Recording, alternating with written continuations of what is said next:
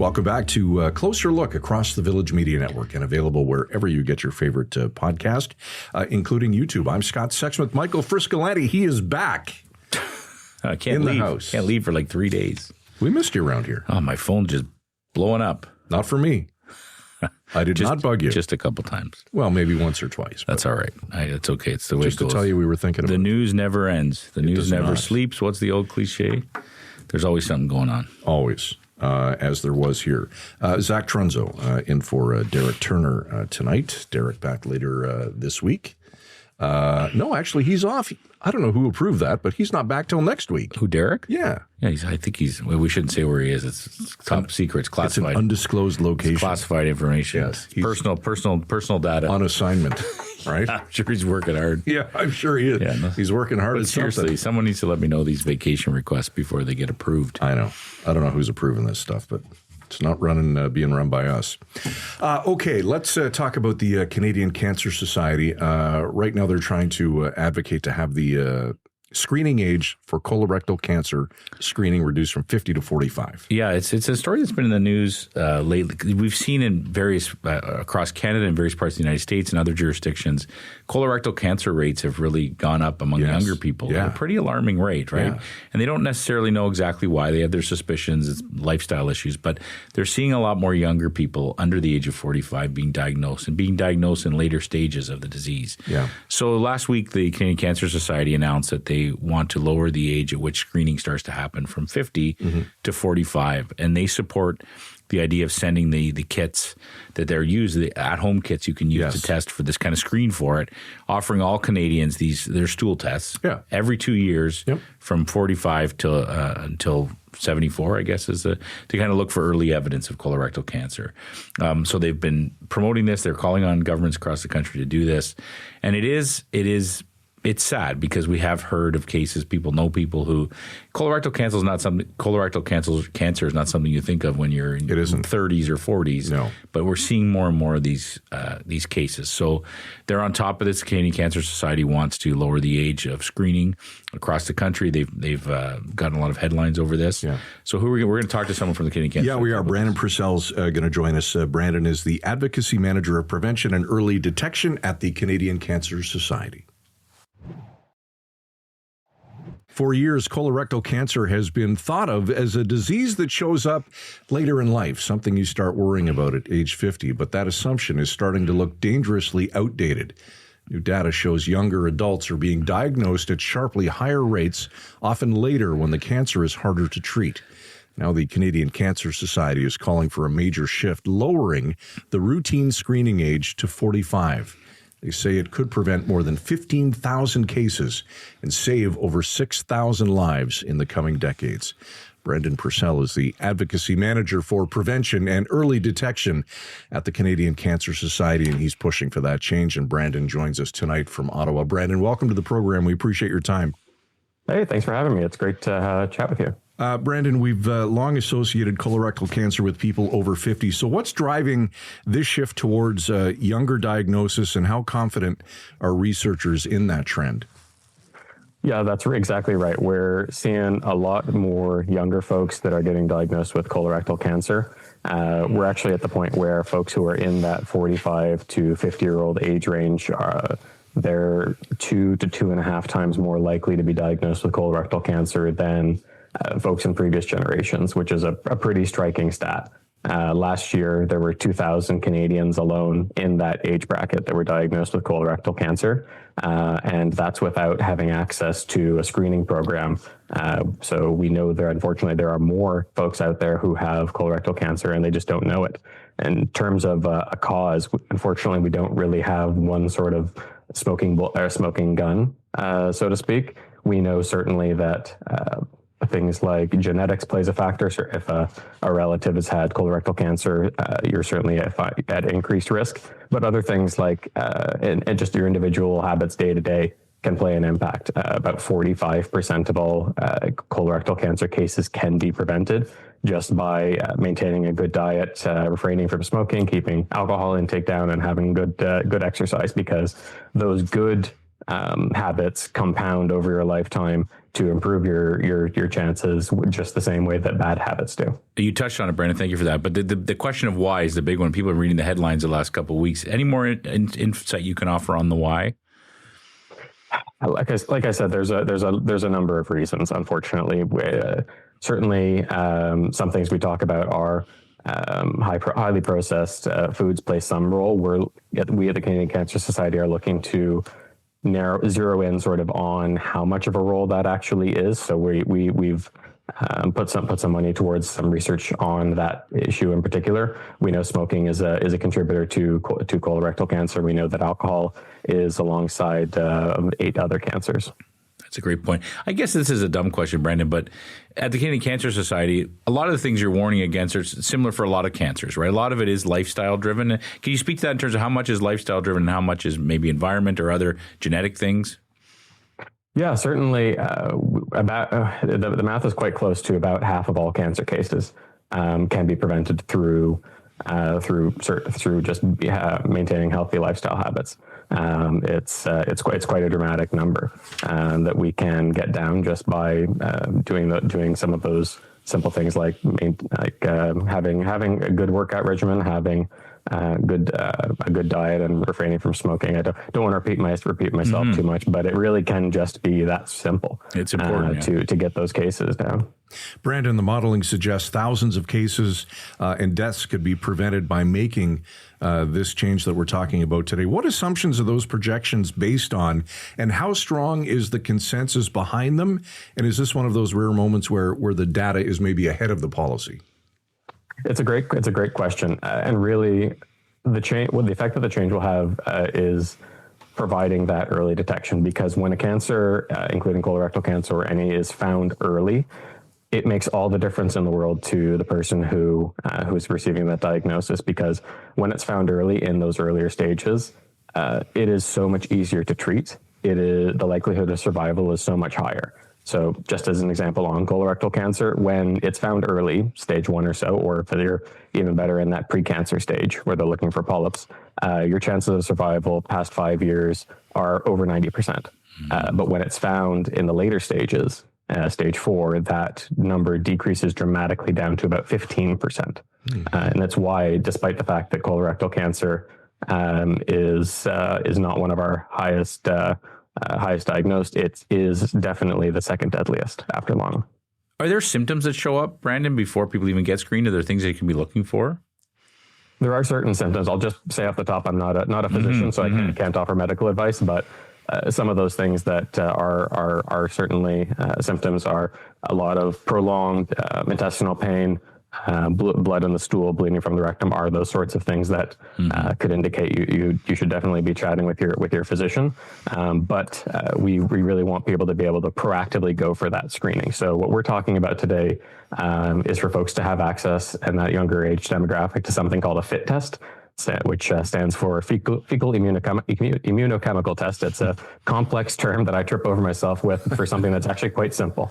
And what it is a kit that can be mailed to you. So it's a test you can actually do in the comfort of your own home. You don't have to go to your doctor to do it. You don't have to go to a lab to do it. You can have a kit mailed to you, and what you'll find in there is a sort of test tube and a stick. What you're going to do is take the stick, just grab a sample after you take a poop, put that back in, put it in the bag, and send it to the lab. It may not be, it may be a little gross, but it's a simple thing that you can do to stay on top of your cancer risk. Brandon, for people who hear screening and think colonoscopy, it's not that. So, and I know you just touched on it a little bit, but so what does it look like? How accessible is it? And maybe describe that screening process for us. Absolutely. So colonoscopy is certainly something that happens along the diagnostic pathway, but thankfully it's not the first step. So it's what happens when there are signs that are more worrying. So that FIT test is something that you're able to do in the comfort of your own home. It's a stick that comes in a test tube that you use to take a small poop sample, pop it in the vial, and send it in the mail back to a lab. If there's something that looks concerning, then your physician or the cancer program will get in touch with you and say, "Hey, we've picked up something on your test. We're gonna perhaps have you in for a colonoscopy." So that's the second step. I appreciate that. Obviously, this is what's concerning to people is just the fact, like we talked about, that it's younger people that are getting diagnosed with this or getting impacted with it. Are there personal stories you can share? I mean, there's obviously that shock value, that shock level that happens too when it's someone younger, not expecting to get this kind of cancer at that young age. Any personal stories you can share with us, Brandon? I mean, certainly we are getting more of these cases every single year. The real impetus behind this is that we've been seeing this trend. It's not just something that we see in Canada. Other countries have seen this trend where younger folks are being diagnosed with these cancers at an earlier age, and missing out on having that opportunity to screen means that for those folks who might be getting this early onset cancer, that when it is eventually found later in life, that it's almost certainly going to be at one of those more advanced stages where it's going to be harder to treat, and the likelihood of survival is going to be lower. That's why it's so important that Ontario is able to bring this age down to 45 just to give those folks access to that screening. Mm-hmm. Brandon, if someone's watching or listening to Closer Look tonight that is 45 or 50 years of age and assumes, you know what, I'm far too young to worry about this, what do you say to those people? What I say is it's important for all of us to stay on top of our health. We each have one precious life, and we want to be doing everything we can to take care of ourselves. And it's sometimes very simple things that we can do to take care of ourselves, to make sure we're living happy and long lives. It's eating fruits and veggies, and on occasion, once every 2 years, it's going to be taking a poop sample and putting it in the envelope. Mm-hmm. Appreciate all this, Brandon. What else is on the radar of the Canadian Cancer Society right now that's kind of on the top of the page? Well, there's certainly never any shortage of things that we're talking about. One thing that we're certainly focused on right now is bringing in new and innovative ways for folks to have access to innovative therapies. So we're very cognizant of the fact that there's a shortage of basically everything when it comes to our health system, unfortunately. So we want to find those workarounds and new ways where it's possible to bring new and innovative treatments. So we're talking a lot about improving access to clinical trials, so that when folks are having that first conversation with the doctor, the very difficult conversation after hearing those horrible words, "You have cancer," that there are more options available to them than talking about radiation and talking about those other therapies. Anything else to add, Brandon, before we let you go tonight? I appreciate you taking the time to cover this subject. It's an important one. If folks who are listening are interested in helping us out, certainly would encourage you to write to your MPP and tell them that this is going to be a life-saving measure. It's going to make a real difference for folks across the province. And from the crass political sense, it's going to save the government money. All right, there's Brandon Purcell, the Advocacy Manager of Prevention and Early Detection at the Canadian Cancer Society. Brandon, appreciate your time tonight. Thank you. So much better to have the testing option to do it at home. Mm-hmm. You know, it's just a little more comfortable. What surprised me that Brandon said was colorectal cancer next to lung cancer, the number 2 cancer. Number 2. I would say it kind of threw me off when I heard him say that. I never thought of that. You know, cancer is a terrible friggin' thing, Scott. I've talked on the show openly and honestly. I've been dealing with cancer for almost a decade now. Had kidney cancer, took my kidney out, metastasized, had all kinds of crazy surgery done to cut me up like a fish. And I'm always in awe of these people that work in cancer research or cancer advocacy, because this stuff makes a difference. These people are, if people get screened earlier, they're going to catch it earlier, they're going to save lives. So I hope if we have a small part in relaying that message to people that there's ways to stay on top of this stuff, then do it, because he's right. You get one life, brother. You get one chance. So you take advantage of it and you enjoy it. I'm grateful to be here. Not so much sitting here with you, but here in general. You get what you pay for. And I'm just kidding. Let me ask you this. Mm-hmm. Do you feel, and you can obviously speak to this, more intimately than most, do you feel like we're closer to finding a cure? I don't know if finding a cure, but I can tell you of its personal journey. Anyone who's dealt with cancer in a significant way and has gone through that journey is, I think, what blew me away. And I think the journalist in me was blown because I'm kind of learning as I go. Right. Yeah. Just how far they've come. The thing, I should be dead. I mean, I should be dead. And I was told that. And what they were able to do for me to take out this metastasized chunk of cancer was just, it's phenomenal. It's out of this world what they were able to do. And so cure, who knows? But I think the amount of people that they've kept alive and the advancements they've made. And I always think back to that conversation we had with Terry Fox's brother. I was just thinking about that. It was just such a powerful conversation about how that, so many people have done amazing research and helped with the advancements that we have. And then you have a guy like Terry who did that run that is still, it makes me emotional thinking of how much. No question. What did Daryl say? It's raised $1 billion in cancer research. Yeah. So, and then you have the Canadian Cancer Society doing the kind of advocacy work they do and getting that message out and staying on top of it. Even just think of the fight they took on over smoking for decades. Right. Yeah. Canadian Cancer Society was leading that fight, right? Certainly were. About getting warning labels, getting they basically not single-handed, but they basically helped lead the charge to basically wipe out the cigarette industry, right? Yep. You don't even know they're for sale anymore. They're stuck behind a counter somewhere. So I just think there's so many people doing amazing things. I'm not a doctor at all. Do I think there could be a cure? Who knows? But in terms of treatments, you think of Terry Fox, the cancer he had, he'd be alive today. They would have treated it and found ways to keep him going. And it didn't for him. And that was how many years ago? Almost 5 decades ago. That's crazy. Right? So we've come a long way. This is always, this topic hits home. So if you are in your 40s and I think it's worth your time to ask for this toolkit. Do it. Take the test. You get one chance, one shot at it, and then enjoy it and try to be as healthy as you can. I think that's the message. All right. Appreciate you sharing that. We're glad you're here. Right on, baby. Most days.